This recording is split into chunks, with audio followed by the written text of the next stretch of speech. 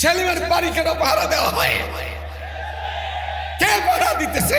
তারাও সেলিমের বসত হইলে আমি বলবো সরকার বাহাদুরকে, আমরা আসবার সময় দেখলাম ওর বাড়িতে পুলিশ পাহারা। এই পাহারাটা কেন দিলেন? ধর্মের ডাকাইত, কোরআনের ডাকাইত, নবী রাসূলের বেইজ্জত কইরা লোক ওরে পাহারা দিতে হয় কেন? ওরে তো বাইন্দাসকে নোয়াখালীর যত রকম ময়লা জায়গা আছে ওখানে বাইন্দা রাখা দরকার ছিল। ওরে পাহারা কেন দেওয়া হইল? আল্লামা আব্দুল হামিদ পীর সাহেব মধুপুরী এ পর্যায়ে গুরুত্বপূর্ণ বক্তব্য রাখছেন। নারে তাকবীর।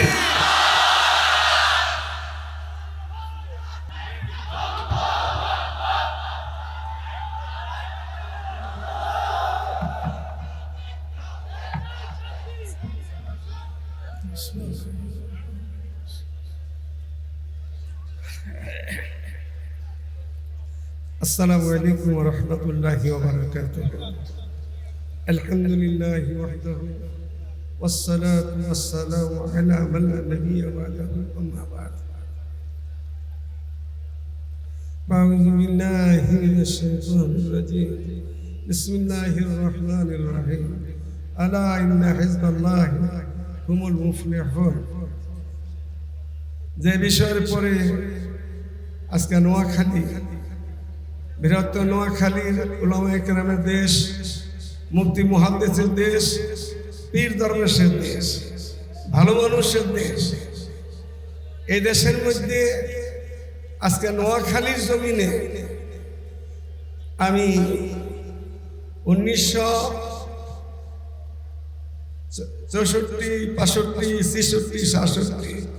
65 থেকে নিয়ে 1970 পর্যন্ত ওলামাদের লেখাপড়া করছিলাম।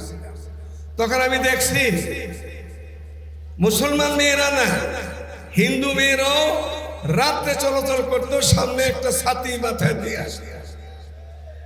সে নোয়াখালী মধ্যে আজকে বিষয় একটা না, এক কথাতে ইসলামের নামে কিছুই নাই, এটা দাবি করছে বদমাশ হিজবুশ শয়তান। আজকে থেকে হিজবুত তাওহীদ ওরে না বলাটা মুসলমানের জন্য ইমানি দায়িত্ব হবে। হিজবুশ শয়তান, শয়তান যত পৃথিবীতে আসছিল, বড় শয়তানের চেলাচামুন্ড, সমস্ত শয়তানের ঠাকুর হইল এই বাইজিদের জামাই ছেলে। আমি বলবো সরকার বাহাদুরকে, আমরা আসবার সময় দেখলাম ওর বাড়িতে পুলিশ পাহারা। এই পাহারাটা কেন দিলেন? ধর্মের ডাকাইত, কোরআনের ডাকাইত, নবী রাসূলের বেইজ্জত কইরা লোক ওরে পাহারা দিতে হয় কেন? ওরে তো বাইন্দাসকে নোয়াখালীর যত রকম ময়লা জায়গা আছে ওখানে বাইন্দা রাখা দরকার ছিল। ওরে পাহারা কেন দেওয়া হইল? আমি লম্বা চূড়া কথা বলার আদত নাই। আর আজকে এখানে সারা দেশের উলামায়ে কেরাম আছেন, ওনারা বয়ান করবেন, যারা বুঝায় বলতে পারেন। বহু উলামায়ে কেরাম এখানে আছেন, নওজওয়ানেরা, ওনারা এই বিষয়ের উপরে মালুমাত আছে, ওনারা বলবেন। আমার শেষ কথাটা হইল, এটা নোয়াখালী, এটার মধ্যে ফেনী, এর মধ্যে লক্ষ্মীপুর, সাথে চাঁদপুর, কুমিল্লা, বর্তমান বাংলাদেশে বৃহত্তর কুমিল্লা, বৃহত্তর নোয়াখালী, সারা দেশে চট্টগ্রামের মধ্যে বড় বড় মাদ্রাসা, কিন্তু নোয়াখালী কুমিল্লাতে উলামায়ে কেরামরা ভরা। এখানে কেন জায়গা পাইল? এখানে মন্ত্রী সাহেব কি করে? এখানে মুফতি সাহেবরা কি করে? এখানের ওয়াইদিনরা কি করে? বাংলা থেকে বাস করতে থাকবে, আর ঘরের ভিতরে নবীর দুশমন, আল্লাহর দুশমন নোয়াখালীতে বাস করবে। এটা করতে দেওয়া যায়? আজকের লেগে এতটুকু বর্তমান সরকার উলামায়ে কেরামের কাছাকাছি আছে, ওনাকে বুঝাইয়া যদি মাটি করে দেওয়া যায় সবচেয়ে ভালো। তা যদি না হয়, আগামী দিনে কোন ওয়াইদিন যিনি বলে গেছেন, আমি বলবো শুধু নোয়াখালী কুমিল্লা থেকে এই মাইদিপুর রাস্তাটা যত রাস্তা আছে সব ব্লক করে দিয়ে এখানে থেকেই এই দাওয়াত হিজবুত তাওহীদ এই হিজবুত শয়তানের থেকে আমরা আসল হিজবুত তাওহীদের দিকে ডাক দিয়ে সরকারকে বুঝাবো, জনগণকে বুঝাবো। এতে যদি না ফিরে তাহলে বাকি এমনি হয় না, মুকুল লাগবে। তাহলে মুকুল লাগবে। এই মুকুল কার উপরে পড়বে তা জানি না, খালি শয়তানের উপরে পড়বে, হিজবুত শয়তান, না কোনো ওসির উপরে পড়বে, না ডিসির উপরে পড়বে, না বিশের উপরে পড়বে, সরকার উপরে পড়বে।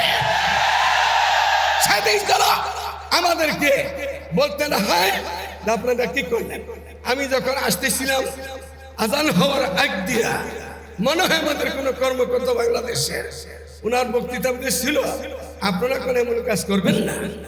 আমাদের বলেন কেন এই কথা? আপনি বলার কে? মুসলমান আমাদের বললেন পরে জ্বালাই পড়ে দেন, পরে বাংলাদেশে বের করে দেন, পরে যাবজ্জীবন জেল দিয়ে দেন, ও তো ফাঁসির কাজ করে ফাঁসি দিয়ে দেন। আমাদের কেন বললেন আপনি? আপনি সরকারের পক্ষ থেকে এসে থাকেন, এমপি বা মন্ত্রী, আপনি জানেন না? আপনি মুসলমানের বাচ্চা, মুসলমান আপনি আমাদের কেন বললেন এমন কাজ করবেন না যে কাজে নাকি অশান্তি তৈরি হয়? অশান্তি তৈরি করছে কে? কে করছে? কে করছে? সেলিম করছে। সেলিমের এখনো কেন ধরা হইল না? সেলিমের বাড়ি কেন পাহারা দেওয়া হয়? কে পাহারা দিতেছে? তারাও সেলিমের সত্য হইলে সাবধান। আমাদেরকে আল্লাহ তাআলা দেশ এখন শান্তিতে আছে, দেশের সরকার যাতে সুন্দর মতো উলামায়ে কেরামের পাশে দেখবে, আহলে হক কওমি অঙ্গনের উলামায়ে কেরামকে সাথে রাখা দেশ চালাইলে আগামী দিনে আগে নোয়াখালী হবে ইনশাআল্লাহ। আগামী দিনে সারা দেশ আলোকিত হবে ইনশাআল্লাহ আজিজ। আমরা যেন হিজবুত তাওহীদ না বলি, হিজবুত শয়তান। ওয়া আখির দাওয়ানা আলহামদুলিল্লাহি রাব্বিল